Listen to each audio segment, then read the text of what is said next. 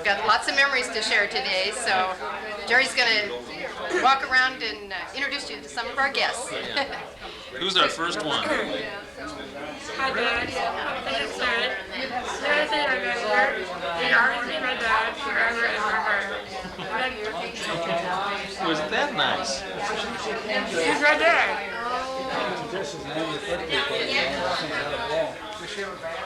There you go. Our mothers lived together. And dinners every night, I think. They weren't good friends, but they became good friends, so they both went back to their home service. Village Green. Is that the name you were trying to come up with? Yeah, Village Green. Where he lived? Right. Okay. He lives right there. You didn't get a picture of me drinking, did you? I've got In it. the afternoon? We have a sophomore in high school yet. She's doing the leadership camp. Here we go. Got anything you want to? Jerry? You got to tell us about your remembrances of John in school. Was he a good student?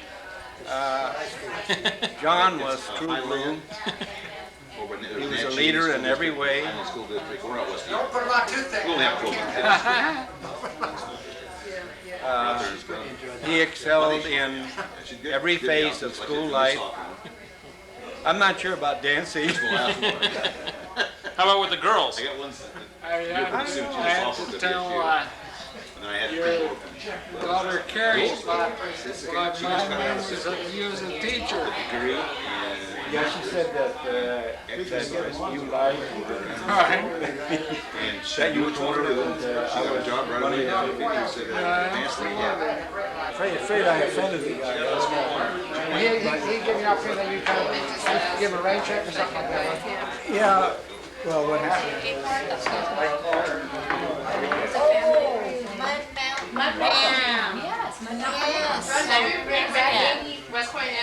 Yeah, it was a long time ago. I've forgotten about that. Old Tony 2 was. Oh, okay. Jerry was there. I just wanted to thank you guys for the graduation card.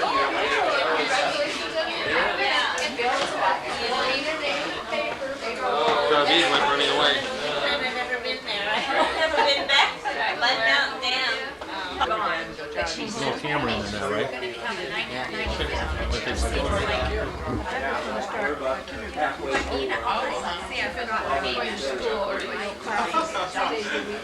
can't remember her name, but I mean, I just was bored. She looks so good. Thank you. Have you seen Don Fowler? I haven't. I just saw him just now. Yeah. So sweet. How about your old Between 4 and teacher? 5 when she took it. There's Carrie.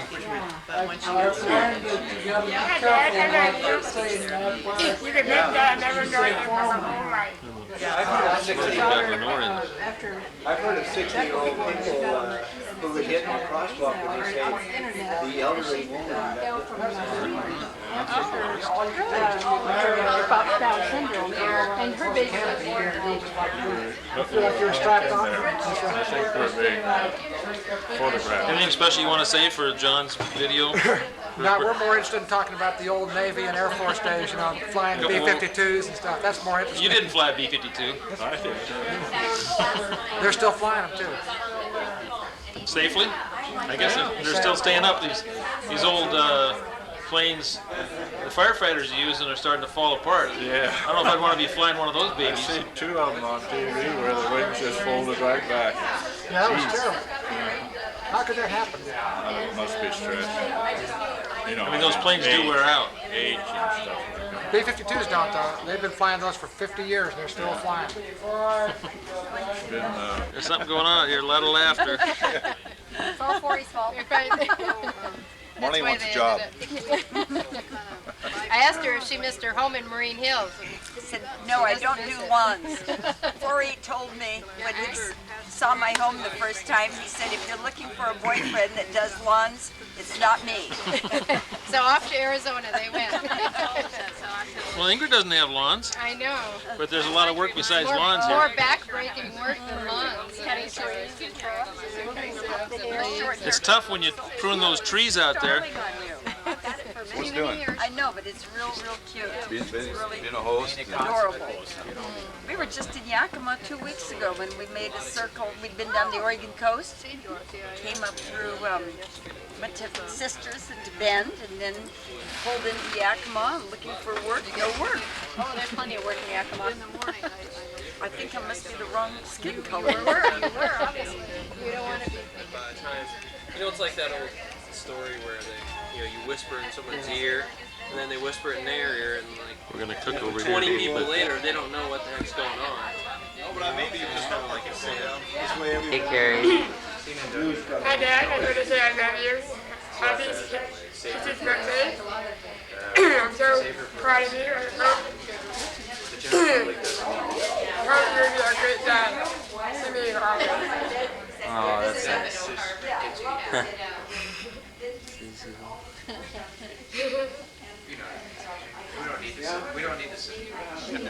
Hey, Mom. Hi. Hey, you got something to say for John? Yeah. Happy birthday. And many, many more. This is a great day, beautiful sunshine, and lots of good company. I do camera. I'm enjoying myself. Good. May I hand you the camera outside? Huh? May I Yeah. do the camera? Yeah. That's good. Yeah, it was so funny. Hello. Hey, come how are Nathan. you? Hey. Nathan and Carrie. Nathan and Carrie, a video team. Yeah. What a great day, huh? Yeah. This is California weather. Yeah, it's really nice out. Yeah, perfect. You guys have I think I'm on. you guys have stuff to say for John for his birthday? Oh, well, I'm just really glad I could do that. Just, I think it's wonderful. Celebrating his 60th birthday Tuesday. Yeah. Yeah. We won't mention that I'm catching up with him. I'm Yeah. He's the old man for now. I'm cousin Tony, and I'm 62, and I just want to welcome John to the 60s. Yeah. He'll like it. Yeah. Huh? Oh, you're not too miserable. And I'm cousin Kay, and I came from Hawaii. I wouldn't have missed this, and it's a gorgeous day to see the Knudsen family and John. I'm so happy to be here. Okay. It's pretty special. Yes. Where do you live in Hawaii? Carrie, you're the choreographer? Really? He's been in New York. Well, we were pretty close. He's been Yeah, he's cooking over there. He comes, he's brought his boys. He's stopped in our place a couple days. I'm gonna cook steaks, and I'm gonna. I got this side. This side will just keep it warm over here. Yeah. Absolutely. So we cook them. How's the cook doing? Hey, take a check. Okay. Ooh, it looks good. There's got a little bit left to do. Yeah. And then Ron's in charge of the salmon over here. He's been working hard. Yeah. Yeah, those look good too. Huh? Yeah. See? Ron's cooking. Nathan's watching. Yeah. He wants these first two charge lines. of watching. Yeah. He can pan across here real slow. But he was never an FOB. Is everyone talking? Was really into natural food and healthful food, and His folks ran that a was cheese the first factory thing in Pat Usby. complained about. Was Usby did okay. I think nothing had Seppo any taste, and I is think a well, that's birthday boy. because they don't put salt in it, because a lot of people can't have that much salt. So they let you salt your own. Very surprised, you know. Well, he was really bad for physics and chemistry. He was, Camera? Yeah, he was cut about I'm big on everything. Smart people. brown. I like it fresh brown. But he couldn't Hold make up it your work. 60th birthday nap. Was he drinking or something? Or did he? Because I don't think he was drinking. They're nice. I think he had marital Pretty nice. problems. Yeah. He had personal problems. He was always having He's the old guy. you know, relationships. The oldest brother. Can the cameras on? Huh? Video camera, Dad. Yeah. We do it in September, but I can't make it. Now we can all watch you on television. Yeah. I decided please be careful how I say hello to people. When they come up from behind me, I say, hello, how are you? Oh, yeah, you've been there forever. And they get around the front and I say, boy, I'm glad to see who it is. Have you ever thought about putting a rear of your... Yeah, I was just going to Your say, full-time you need a rear view mirror. Well, I have my own phone, but I don't work as hard as I used to. I didn't know that person was that came up from behind me. They're giving everybody a bad name. No, it's not a bad name. It's not a bad The mistake. minister Yeah. It makes me mad. recognized me and Yeah. said You hello. have had a good reputation for being doing the right thing. And finally he came around in front of me. I could see her advice. They did it for Going me. on for 3 years. Yeah. Well, Come up more often. they thought they were too big to get caught. They were the biggest in the best. What's that? You want to talk to it? Or my eye. I think a year ago. Yeah, they're either. Oh, you want to hold it? Was Senate part of that? No, they're criminal. Because I'm Caldwell Banker, so The Enron guys Lenore and I are part of the Senate. The employees were just with Happy this birthday, guy had John. enough money to continue to restore this $100 million mansion Yeah. when everybody was on the street. Everybody goes, it's supposed to be this big wave coming from their home. They've had a great summer.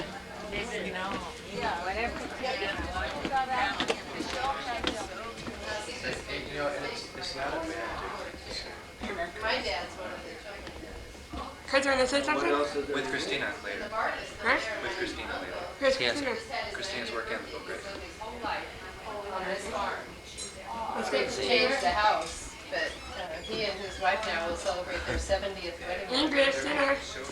Oh, hi. We're telling some stories. Oh, they changed the house. I got mine in it. Oh, it was a brand new house that they built in 1954, and this house was moved down the hill. So, Because the house that my grandfather built in 1906, it's still there. Yeah. And the people that bought it just they've done a lot of things, but they kept the same. Hey, Carrie. I'll say happy birthday to Dad, but then it's probably a good time to take a break and you can get it later. I'll say something to John. Okay, John, I just like to say happy birthday, and I don't know what it's like to go 60 years. I'm only 14, but I'm sure I'll get there sometime. But I just hope you have many happy years to come, and have a great day. Did you stop it? Now it's dinner time. Yeah. Hey, Aaron. Same building. We started at one end. Well, I think it was a month if you haven't, We'll eat steak if you and haven't salmon. spent $30 in the restaurant, then There were a lot of kids. Hey, Michael. you get an additional charge. Dan. So it's basically like. You want to say anything in the video camera for John? Happy birthday, John. Yeah, but if you go, Glad go you're and have here. breakfast or lunch or dinner once, it covers it. Is it just food or is it just food? But it's Really expanded during those years. Sales tax, I'm saving so much money. The next morning it comes out to the start. It's a pretty good dinner. They do schools everywhere. Just curious. That's it. Put it on What's the Michael. other thing you had to pay? Huh? Put it well, on you might Michael. know there's a dues about Michael. Well, you were at Tacoma for a while, right? Here it is. That is. I mean, they had the handicap thing and Vince loved. There's John again. into buying Okay. Yeah. Purchasing later. These are candid. Mom, you were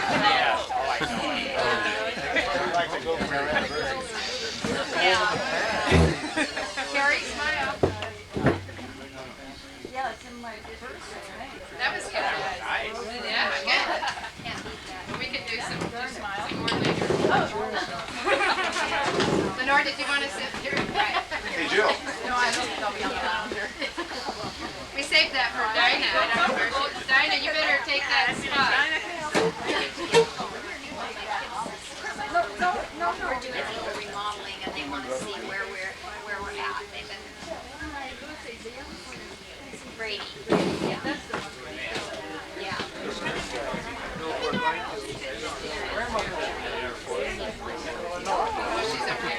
Well, I guess I better get everybody's attention first.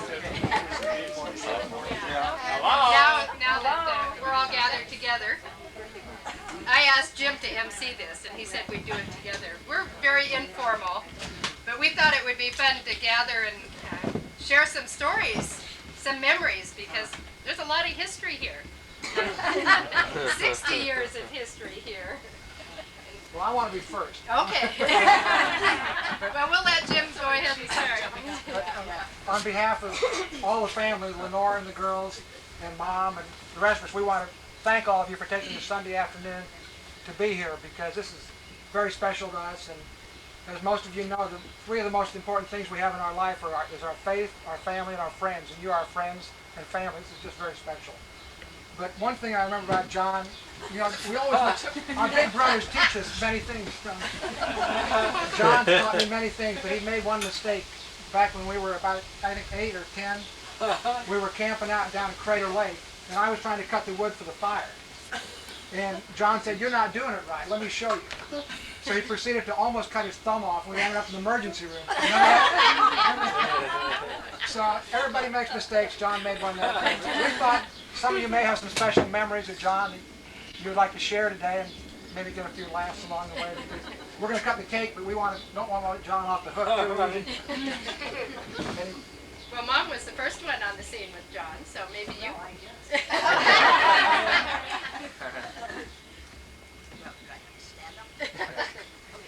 Well, I sure remember the morning he was born.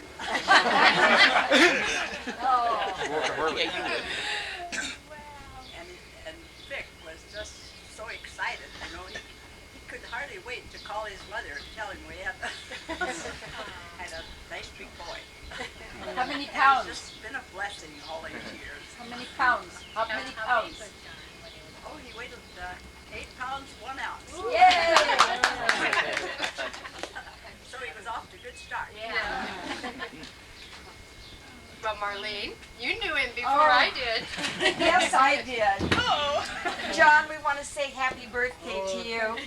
John, I first remember holding you when you were 2 months old. Oh, is there? Yes, I have a picture, and Carol standing beside me, and your mom put you in my arms, and I was so thrilled to get to hold you. It was just great. And then you and Jim grew up, and your folks would like to take a vacation with the Scobes. And they would bring you over around Labor Day and leave you kids with us at the ranch. Well, I decided I had some old clothes. And I am going to dress these boys in these dresses. And so I have got pictures here of John and Jim dressed in these cute little dresses. They were so... I'll buy those pictures. $1 million. And then not only that, but it was in August, we always had the pear boxes out there. So I would go out and back of where the house was, and we would get Jim and John and Carol and I would fix all these pear boxes. We made house. And we had these stacked all up and made little rooms and everything. It was so much fun. And then, of course, Mom took the pictures. And then as I got a little older, Mom and Dad, when I was 10, decided they were going to Seaside. And I have the postcard. They're not going to take Carol and I. No, we're going to stay at Knutson's in Auburn, Washington. Route 1, Auburn, Washington. So Mom writes this card. We're having a wonderful time at Seaside. Next year, we're bringing you girls. Well, they never did. We came, and we'd always have those little tin cups, and Margaret would make lunch, and we'd go down in front of the house there, your first White House, and we would go and have a picnic down, you know, in front of Steel Lake. And then many, many things have happened since then, but we've seen you in Washington, D.C., we've seen you in Hawaii, and now we're seeing you here, and we want to wish you a wonderful, happy 60th birthday. I want to tell one about Marlene. One of the earliest, most important lessons I learned from Mom was based on the experience with Marlene. When she came to visit, put the toilet cover on when your girl's visiting the house. Put the lid down.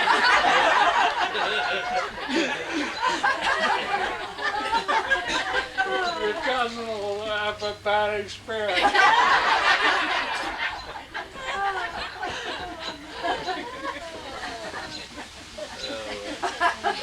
He does it too. He puts the lid down. He knows.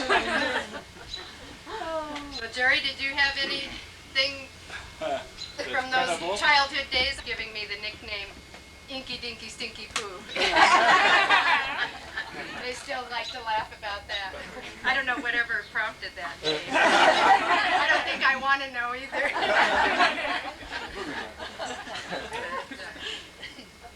Yeah. You always look up to older brothers, and John was a great example. He was a great student and good leader, and inspired us to always do our best, I think, because he had set a good example. Maybe some of his teachers from high school have a little different story, I don't know. Mr. Hatfield was a teacher of his from high school, and Don Fowler was his principal, so you have some memories from those days? You remember anything about John, Mr. Fowler? Well, I do, yes. John was student body president at Federal Way High School when I arrived there. And I've never forgotten the first session we had up in that tower office when I had decided that John should go to the summer leadership workshop that the state principals had every summer. And John had as his objective getting the school involved in the American Field Service exchange program. So we chatted about both. The result of his determination was that next year we were in fact involved in that program. Oh, I remember this. The leadership workshop that John and I were involved in that summer of 1959. There were about 200 kids there from high schools around the state. This was the first time that Federal Way High School had been represented. But at any rate, practice was to have every delegate there get up and introduce himself and tell a little bit about his school or her school. And when it came John's turn, I was sitting next to one of the other staff members, and John got up and waxed eloquent. And the guy next to me nudged me and he said, "You got yourself quite a boy there."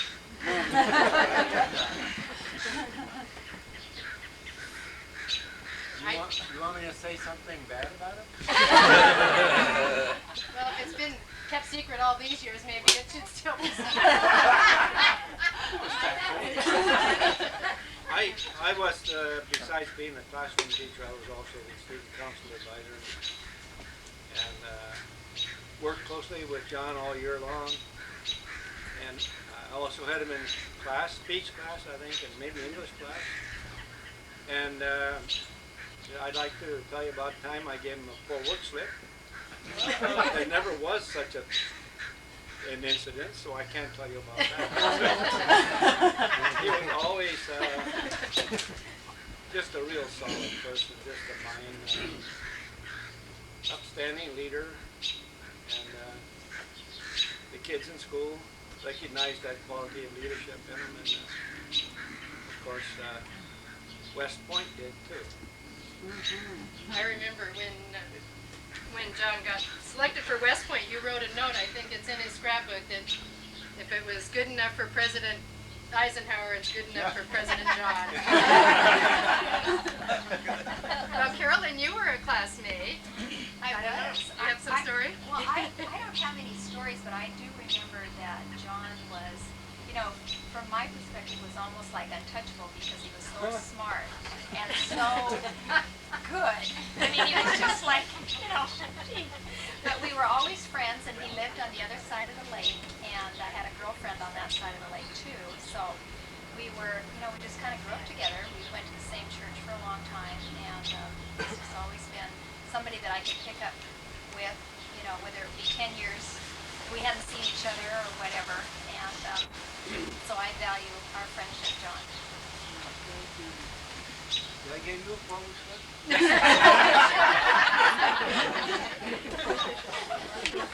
Well, I don't think everything good should be said about John, because if he gave you bad names, he used to call my daughter Wretch the Wretch. When she'd come to play with me.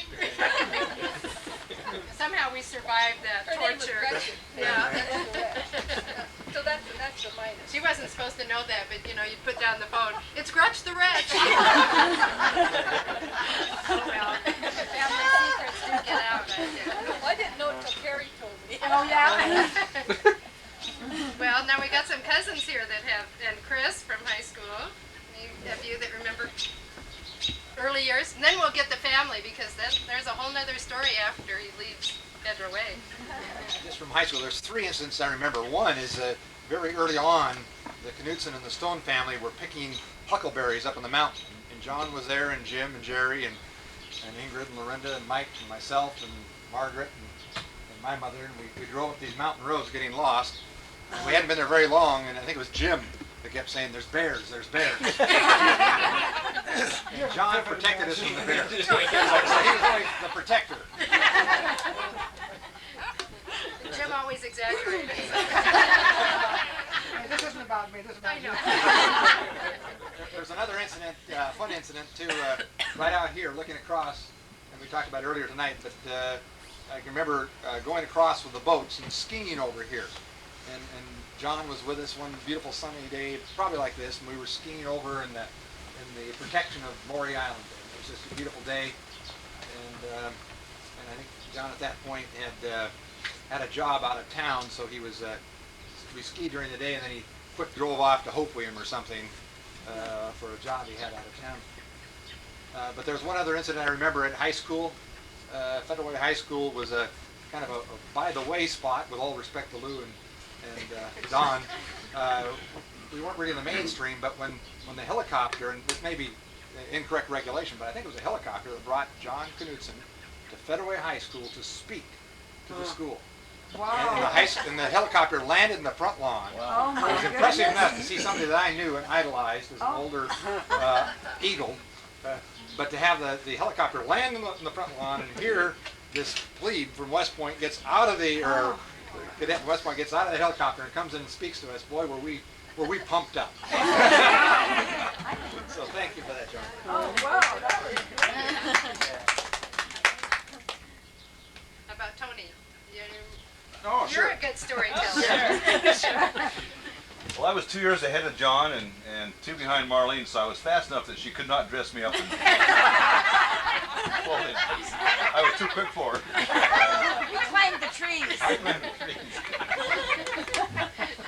But about 53, 54, I was 13 and 14, and John was about 10 and 11 or so. And I was most impressed because I'd go over and I'd get to spend a week during the summertime at Steel Lake. And John could swim from his house over to the county park, and Jim and I, we'd roll along, shouting encouragement to him, "You can make it, you can make it." Oh, I know he can do it.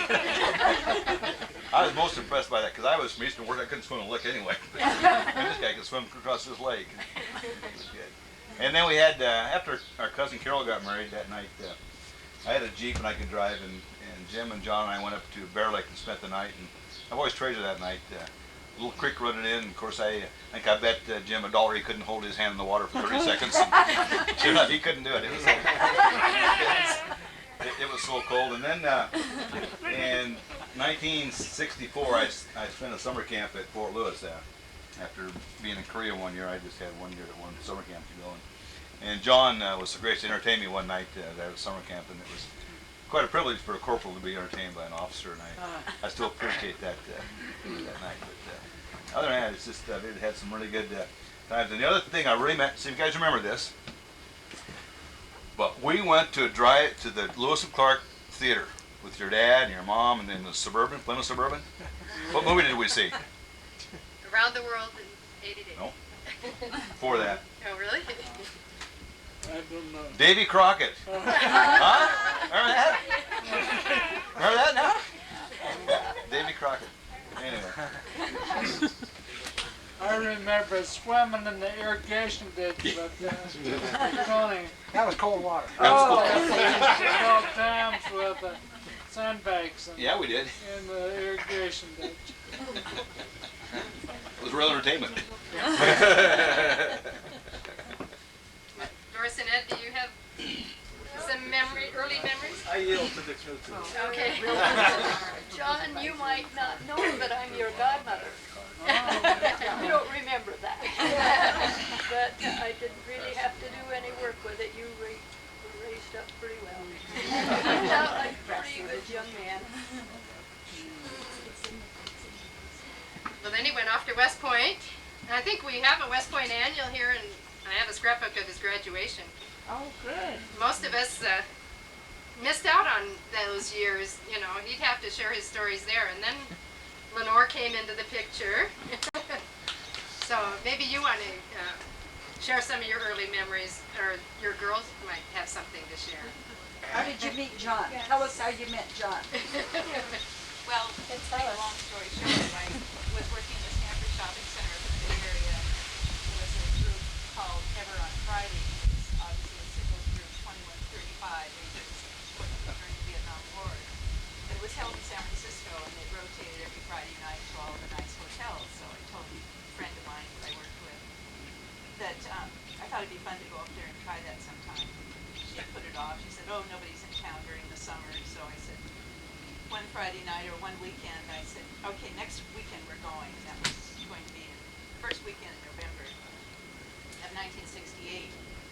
And so we went up there, and I thought I was going to meet a lot of new people. And John is the only person I met. I guess. I don't know, that might not be good. But That was enough. I have 3 grandparents born in Sweden, and so I recognized right away he had a Scandinavian name. And so we just got talking. It just seemed like all evening long about, you know, our backgrounds and this and that, and it was just very interesting. So that's how we met. So kind of unusual, I guess, for me to dance, but we did. And they both swear that that was the first time they ever went to a singles club. I'm sure. Yeah, right. Nearly as fun. Yeah, I can remember, though, I was thinking, well, we just had a lot of wonderful experiences and things over the years, but one time I remember we had, John came back from Vietnam, and he went over about 6 months after we were married. And so from there, I lived in Oakland and worked while he was away in Vietnam. And we were assigned to West Point, where he taught for 3 years after he was through at Berkeley. And I thought this was great because I had never known he was a cadet. And so we went back there, and we were 27 when we got married, and after Vietnam, and blah, blah, blah. So we hadn't been married as long as most of his classmates and people that were stationed there. And of course, along with that, we hadn't set up our household for as long. So one day I was feeling kind of down and depressed or whatever. We had been to other friends and visiting, and they had all their places furnished. They had wall decor. They had all this stuff, and we were coming back, and we had, you know, hardly anything. Of course, during the time I first was there, we didn't have any children, and so I was kind of busy taking classes. Took a bridge class, took toll painting, and all these things. I was complaining one night, and I said, no, I think we need to get some more wall decor and all that. John pipes up and says, where are your tolls? I can remember that. I was going to paint all these tolls to fill our walls. You had kind of a different picture in mind. Not funny at the time.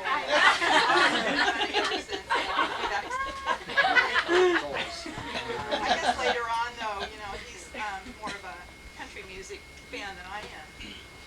I tease him because I don't like the poor me syndrome. And so one day he was listening to Roy Orbison. Anything you want, you can have it. I said, I'll take that one. I have to say, he's just a wonderful, generous man, loving, good family. Thank you for coming up. Don't look at me now. You have to speak for your sisters, or maybe Carol will want to share too. Well, I was going to tell a funny one. You got to speak up so everyone can hear you. Maybe Yeah. closer. Well, I was going to fill in some of the college years. Okay.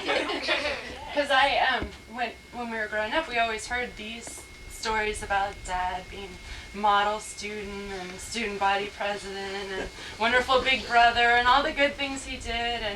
never was much of a partier, and you know, just the perfect all-around guy. And I know I always figured, well, that he was just kind of plain and boring. Must have been in college.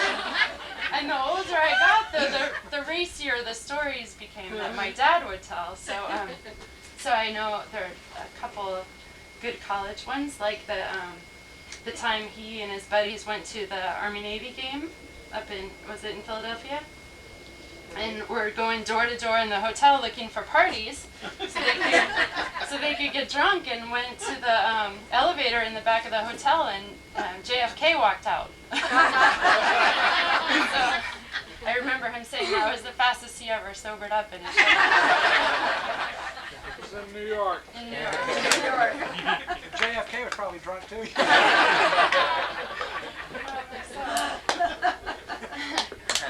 Or there was a story about a guy that they had met when they went into New York City, and this nice guy, you know, met these couple of cadets and thought that would be great. He was going to welcome them to his home and invited them out for a football game, and sent him a key to his house in the mail so they could stop by whenever they were in town. And so my dad went out for, I think, Thanksgiving, and he took him to a big ball game, and then said he was going to go out with some of his friends. So my dad went back to the apartment, and the guy came back later and tried to hop in bed with him.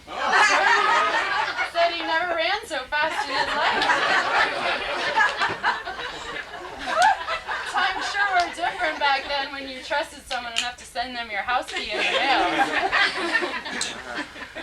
Just a few college students. I do remember Dad drinking beer, standing on his head on our back porch. I think I was in 4th grade too. So I guess that should have been the tip-off back then. There was more to it than I had been told. I got to follow up with that one. I remember now. When you were in Europe the first time, how old were you? You were 24, 25? What do you mean? Were you Before my time. Yeah. Before, I know it's before the Nord, but John told me this story. Maybe I shouldn't repeat it. I think he was in Denmark or Amsterdam. He said he picked up this really lovely looking girl, but she couldn't speak much English, but she was very pretty and attractive. And as the night went on, he found later it was a man with women's clothes.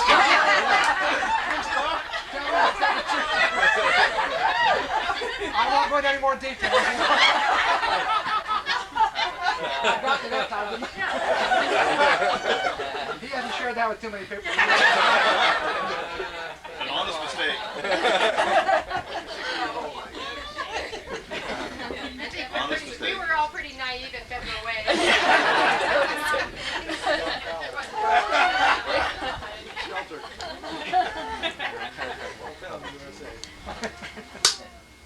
Well, Carrie, do you have anything you want to share?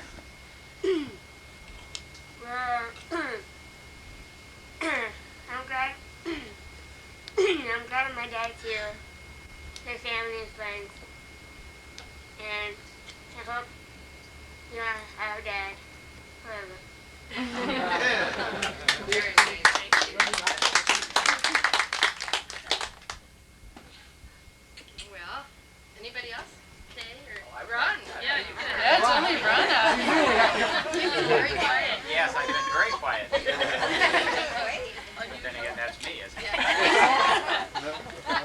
I just want to share a couple of observations, and I may not have all the facts right because as time goes on, our memories fade a bit. But I know when,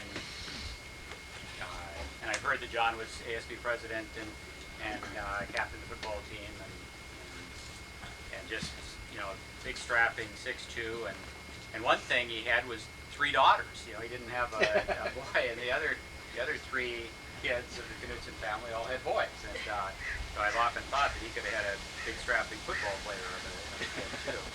But he had 3 daughters, and I know when Carrie came along and they were in Germany, and John was up for promotion, and in your march toward becoming a 4-star general, there's steps you have to take, and the next step for John was to go to some outpost, not an outpost per se, but the next assignment command in Germany, and they didn't have special schools for Carrie. And so John turned that down because he wanted his daughter to have the best education possible. And that taught me a lot about family, because Carrie's development was more important than John's career. And then you came back to the Pentagon, I think, and worked there for a while. And then when John got MS, he recalls that the first recollection he had, that when he looks back on it, he was leading his battalion. All that crazy army Washington, stuff. D.C. or somewhere in a parade, and he fell, well, there we go, and he tripped and fell. And he was running, yeah, he was running along with his troops and at the lead, and he tripped and fell, and it was terribly embarrassing. But that was the first, as he looks back, the first evidence that MS had begun for him. And then when we went up fishing with Dad Knutson to the Lagnac Lodge, and we were so thankful we went that year, because John at that time was wearing a brace, and remember you had to crawl onto the bow of the boat to get in, and the incapacity was coming. And John, even with MS, didn't get blessed with anything that went into remission. He's got the chronic progressive and has never gone into remission. And I don't know of anybody that could have handled it classier than John, to go from virtually all powerful as a human being and to write the script, to somebody who really did come to grips with his own frailty, but also the family. And before MS ever came on, Carrie was more important than any career you could ever have. And I think it's a real testimony to John.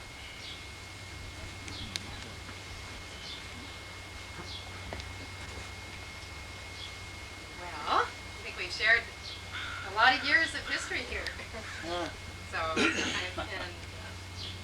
we all feel lots of love and special memories, and wish you lots of happiness for lots of years to come. But we're just so glad that we could celebrate this special day with you today.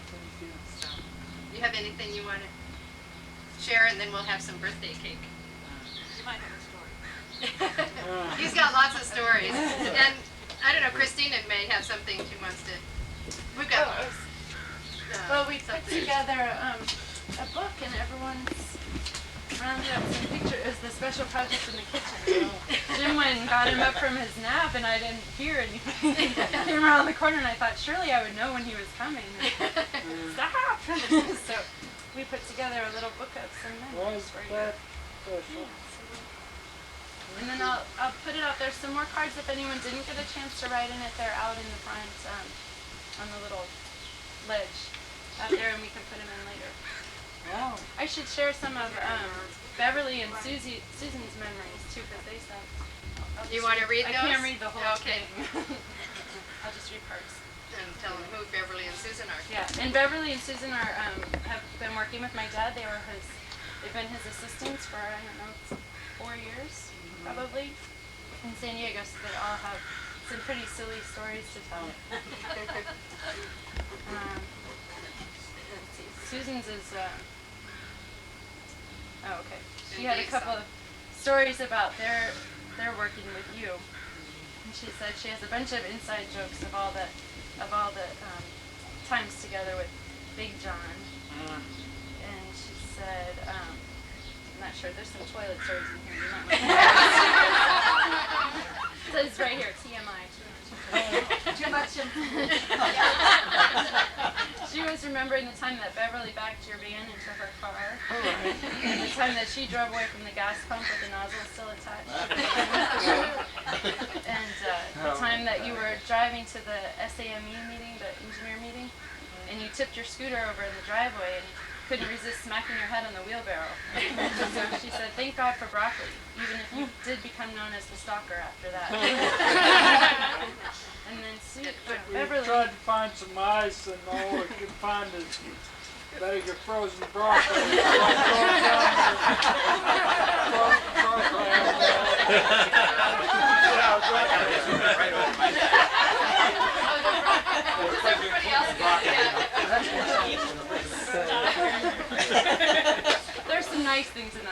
Yeah, I know.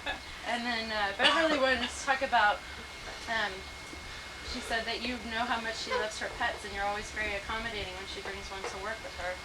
And that she either has her umbrella cockatoo that falls backwards into your lap when she accelerates the van, or if she has her little 5-pound Pomeranian and you're going to an establishment where the dog isn't allowed, you always hold the dog in your lap and tell him it's your seeing eye dog.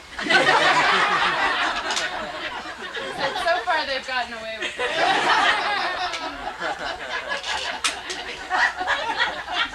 It's a long letter, there's more you can read. And she said, just recently after I kissed John on the forehead, and Dad has been telling the story all week about how Beverly likes to put on fresh lipstick and kiss him on the forehead before they go to his physical therapy appointment, so everyone wonders, what's going on. So she said after she kissed him on the forehead, she accidentally got lipstick on her white shirt. And so she borrowed one of my dad's shirts to wear for the day. And then she said, John just laughed when Lenore came in and he had lipstick on his face and I was wearing his shirt.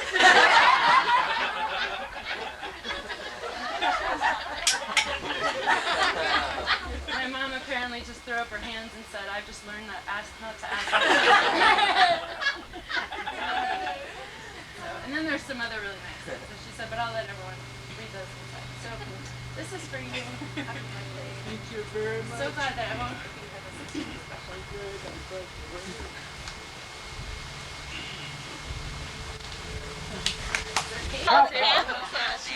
My mom tried to the Sailor Sludge. Okay, there's still one more. Light them again. They say it's out. And I was like, I know you were like, John, Jerry, this isn't.